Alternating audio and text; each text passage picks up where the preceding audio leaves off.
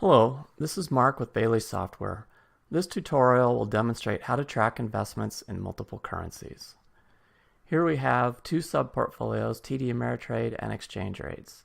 The TD Ameritrade sub-portfolio contains two investments, one in Canadian dollars and one in US dollars. Every investment is assigned to a currency under the properties of that investment, right here. For each currency, we set up an exchange rate between that currency and our default currency. Here we are tracking the exchange rate from Canadian dollars to US dollars. Under the options menu, if you go to currency settings, enter the desired display string for each currency you want to use. Specify your exchange rate investment to be used for converting from that currency to the default currency. Here we have assigned our one exchange rate investment to convert from Canadian dollars into US dollars.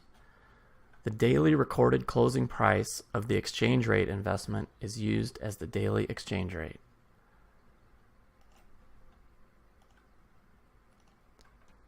This report is currently displaying all native currency values.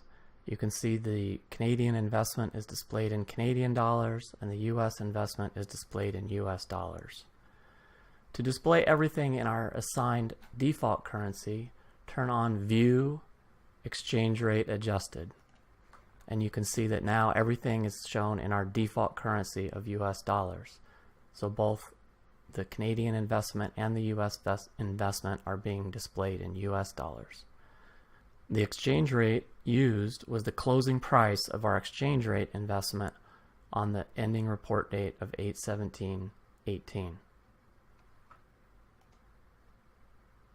You can look at the daily exchange rates in the closing prices of our exchange rate investment. These are the prices being used to exchange Canadian dollars to US dollars.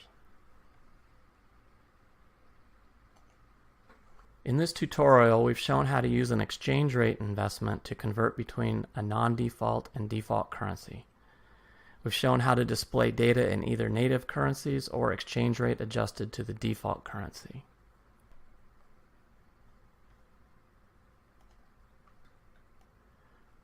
When recording transactions in an investment that is not in your default currency, you'll have the choice of whether to record an exchange rate for that transaction. For example, if we go to this Canadian dollar investment and try to record a buy transaction, you'll see that you can specify the exchange rate to use, or you can use the default global that's set through the exchange rate investment.